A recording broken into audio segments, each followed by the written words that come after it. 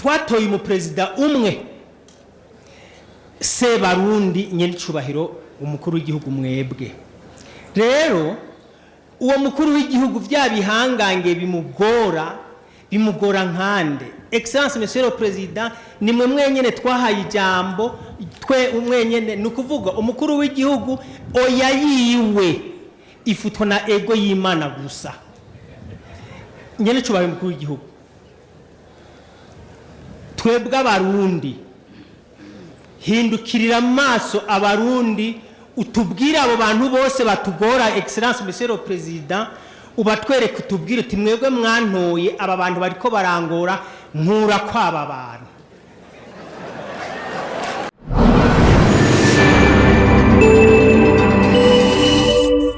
ubutungane bw'u Burundi burafata ingingo zibereye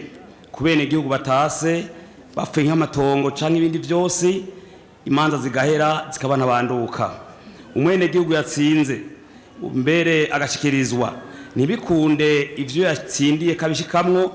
kubera usanga bagombye kwiba umwene gihugu ntawo nikora canke imfuvyi inyuma yiwe hari bihangange mu gihugu byitwaje amapete n'ububasha bifise mu gihugu gushika naho n'umushikanganje afata ingingo n'umushikiza manza mukuru kizigenza Republika afata ingingo umwene gihugu ntibahirizwe ndetse namwebwe nyene nyericubahiro umukuru w'igihugu mugafata ingingo mukarengana umwene gihugu turafise uburorero umuyobozi mwishikamo vyanyakandika ashimangiye imanza zo butungane namwebwe aho mufata ingingo mugategeka ku radio nkuko nyene turaha mugabo umwene gihugu ntafa aho nyene mwitongo ndatanga karo gatoyi munkundire ndabwishi mwana gatoyi gusa kugira mushe utahura ukuna abarundi mwama mu misi yose mugwanira ijoro mutaga bagowe nibihangange bimwe bimwe hari umukenyezi yitwa Tunguru Jana Karoro kamwe mu Rubizi yaraburanye hose aratsinda yaraje mu mwaka wa 2020 imbere yanyu mwarategetse karenganurwa umuhanuzi muyobozi mishika muri wanyu yarategetse umushanje ubutungana mwandikira ubutunganandikira umushikiza manza mukuru kizigenza wa Republika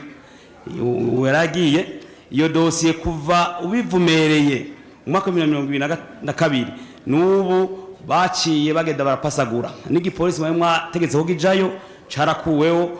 kubaka ku mugaragaro dutoje muri Ajoto hariho ibihangange mbere nayo nabahoza bashikanganje bagiye harimo uramushira amateka nawe nyene yahubatse afiseho n'ingurube n'ibindi bihangange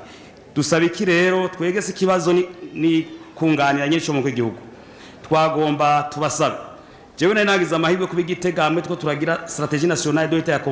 lutte contre la corruption muri Ajoto twaye tuhari twagomba nyinshi mu gihugu kubona mu Burundi hariho abantu bagaye inzego z'ubutungane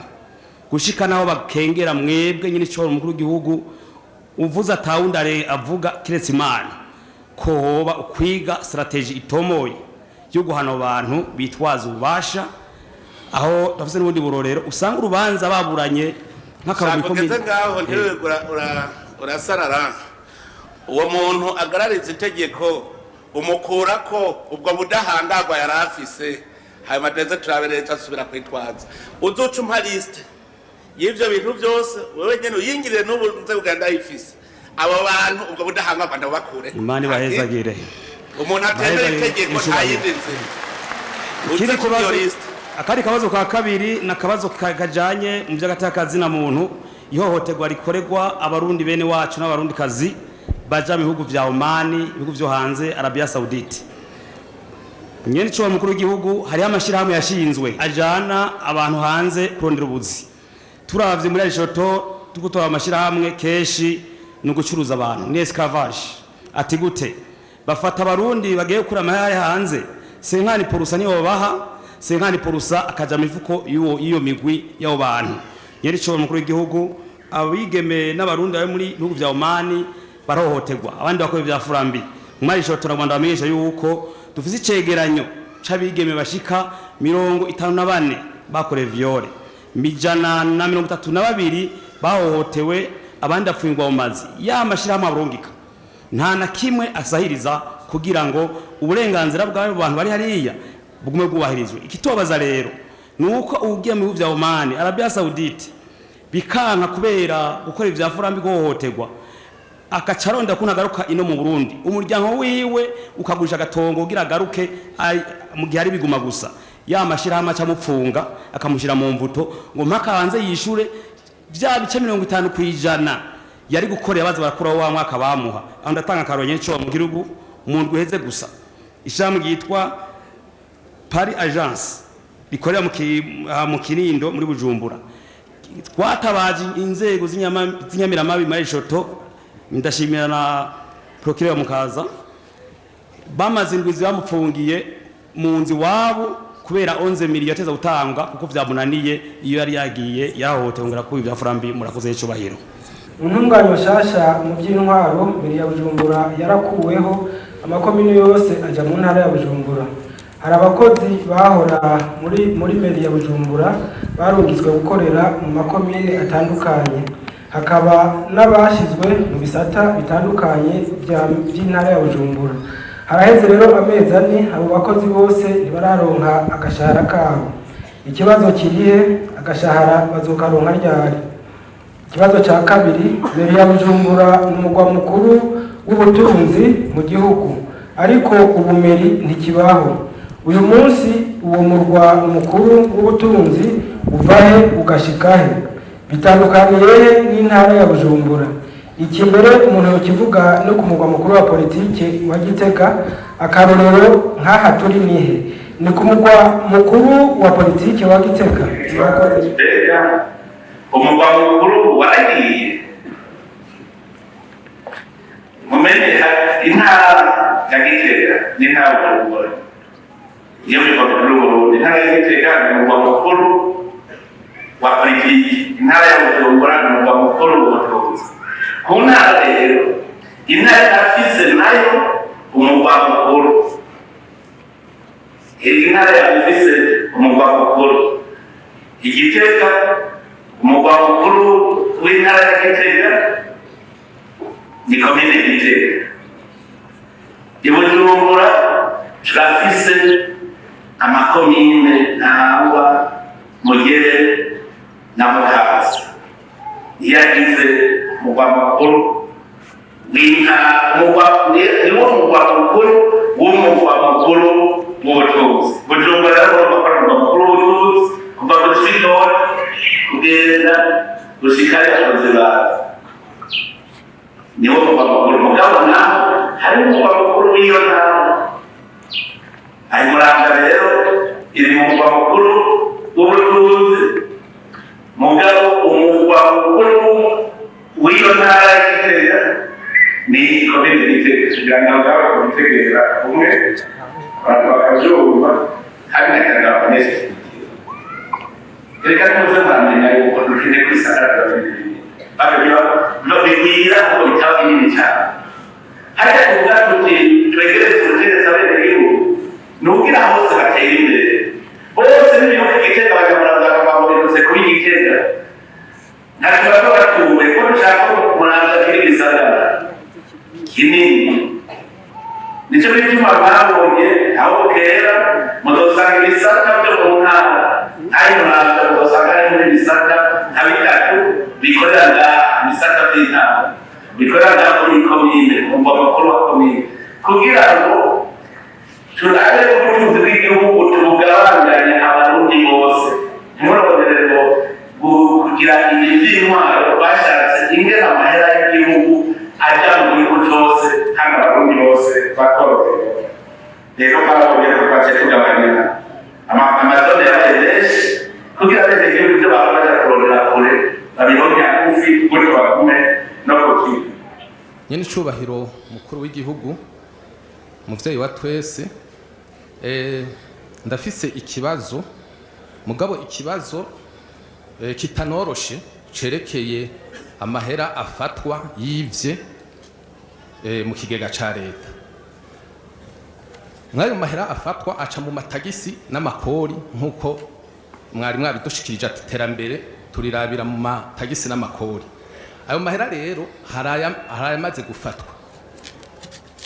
turi no mu babivuze kuko n'igihe nabivuga ndabizi yuko harabavuga ati ugiye gupfa mugabo twavuze tuti umuntu avuka rimwe agapfa rimwe. Ivyo rero